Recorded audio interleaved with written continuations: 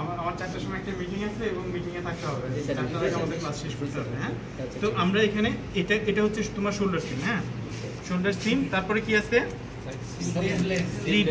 Sleeve length হচ্ছে কি তোমার, এটাকে আমরা বলি তোমার স্লিভ লেন্থ। হ্যাঁ, স্লিভ লেন্থ যদি ফুল স্লিভ থাকতো তাহলে আমরা এই পর্যন্ত ফুল কাফ সহ আসতাম, কাফ সহ। হ্যাঁ, এটা হলো স্লিভ ওপেনিং, এটা হলো তোমার স্লিভ ওপেনিং। আন্ডার আর্মের মেজারমেন্ট এটা বাইরেরা কোনো সময় চায় না, কিন্তু আমরা শেখার জন্য দেখি। হ্যাঁ, তারপরে আর্মহোল স্ট্রেট। আর্মহোল স্ট্রেট হচ্ছে কি এখান থেকে এই মাপটা সোজা স্ট্রেট। হ্যাঁ, সোজা। আর্মহোল কার্ভ যেটা, এই মাপটাই এখান থেকে এইভাবে ঘুরে গেল। হ্যাঁ, তারপর এইচপিএস আমরা এখানে তোমার বাইরে এটা ইউজুয়ালি বলে দেয় হাইয়েস্ট পয়েন্ট অফ শোল্ডার এটা। হ্যাঁ, এখান থেকে তাহলে একদম লাস্ট পর্যন্ত। হ্যাঁ, অনেক সময় বাইরেরা তোমার ইয়েতে মেজারমেন্ট শিটে বলে দেয় হাইয়েস্ট পয়েন্ট অফ শোল্ডার তোমার এই এইচপিএস এই সিমের এই মাথা থেকে, ঠিক আছে, রিকোয়ারমেন্ট বলে দেয়। তারপরে আছে সেন্টার ফ্রন্ট লেন্থ। না, সেন্টার ফ্রন্ট লেন্থ হচ্ছে গিয়া তোমার এইটা ব্ল্যাকেটের লেন্থেই আসো সেন্টার ফ্রন্ট। হ্যাঁ, ঠিক আছে। তারপর কি আছে? অ্যাক্রস শোল্ডার আসলে তোমার এইখান থেকে এই পর্যন্ত, ঠিক আছে। অ্যাক্রস শোল্ডার এটা, অ্যাক্রস ফ্রন্ট হচ্ছে গিয়া এটা। তারপরে হাফ চেস্ট হচ্ছে গিয়া এখান থেকে 2 সেন্টিমিটার নিচে। হ্যাঁ, 2 সেন্টিমিটার মাপি এই পর্যন্ত। আপ বটম হচ্ছে এখান থেকে এই পর্যন্ত। হ্যাঁ, এগুলো মেজার করার সময় জোরে টান দেওয়া যাবে না, টান দিলে কিন্তু এটা ওপেন হয়ে যাবে, যেহেতু মেজারমেন্টটা পাওয়া যাবে। প্লাগ করে বসিয়ে ওই অবস্থায়। তারপর সাইড সিমের সুযোগে আমরা এটা সাইড সিম আমরা এগুলো জানি, ঠিক না? টি-শার্ট যে মেজারমেন্ট।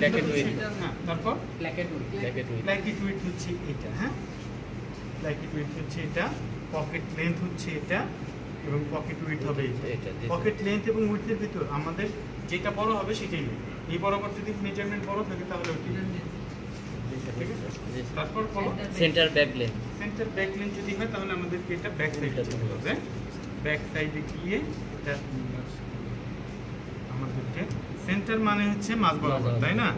ব্যাক মানে পিছন দিকে, কলারটা বাদ দিচ্ছি, ঠিক আছে। এটা সেন্টার। তারপর ব্যাক ইয়োক লেন্থ। ইয়োক হচ্ছে গিয়ে তোমার একটা গার্মেন্টসের ভিতর পিছনের এই জায়গাটা দেখবা যে এই জায়গাটুকু হচ্ছে গিয়ে ডবল লেয়ার থাকে, বিপল্লা থাকে। হ্যাঁ, এইটাকে আমরা বলি ইয়োক। হ্যাঁ, ইয়োক লেন্থ হচ্ছে গিয়ে তোমার এখান থেকে, ইয়োক লেন্থ হচ্ছে এখান থেকে। হ্যাঁ, এটা হচ্ছে ইয়োক লেন্থ। আর ইয়োক উইডথ সাধারণত তোমার এইখান থেকে এই পর্যন্ত সাধারণত 12 সেন্টিমিটার। হ্যাঁ, তারপর টেকেন উইডথ, এটাকে বলি আমরা টেকেন। আচ্ছা, ব্যাক ব্রেথ থাকলে আমরা এটা মিডল বরাবর, এটা তো আমরা জানি, তাই না? টেকেন উইডথ যেটা না থাকলে সেটা নিবা না। এটা হলো টেকেন উইডথ। হ্যাঁ, টেকেন হাইট কতখানি হবে সেটা বলে যাবে। নেক উইডথ, ঠিক আছে। নেক উইডথ মেজার করার জন্য আমরা আমাদের 3টা বাটন এরকম খুলতে হবে। খুলে নেক উইডথটা খুব সাবধানে মেজার করতে হবে, কারণ নেক উইডথটা খুব গুরুত্বপূর্ণ মাপ। এখানে আমাদের এই বাটন থেকে, হ্যাঁ, বাটন থেকে এখানে এই বাটন হোলের মিডল পর্যন্ত, এই পাশেও না এই পাশেও না। হ্যাঁ, বাটন থেকে বাটন হোলের মিডল পর্যন্ত। জি স্যার, এটা হলো নেক উইডথ। এইটার কলার আমরা যে উপরে এটা একটি কলার বলি, আর কলার স্ট্যান্ড হচ্ছে কি এটা, যেটার উপরে এইটুকু কলারটা থাকে। এটা হলো কলার স্ট্যান্ড, আর এটা হলো কলার উইথ শেষ। ঠিক আছে। ভিডিও এই পাশ থেকে করলে এটা সুন্দর আসবে, এই পাশ থেকে তো ঢাকাই থাকে, ঠিক আছে। তাহলে বুঝতে পারছো এটা গার্মেন্টস মেজার করার পরে নরমালি নিয়ম হচ্ছে বাটনগুলো এইভাবে লাগাবে, লাগিয়ে বাটন লাগায় এটা রেডি করে রাখতে হবে। হ্যাঁ, এরকম করে শার্ট ভাঁজ করা তো তোমরা জানো, এরকম করে ভাঁজ করতে হয়। এটা কথার ক্ষেত্রে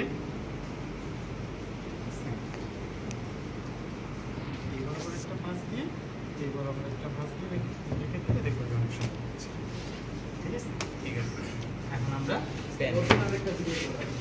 হ্যাঁ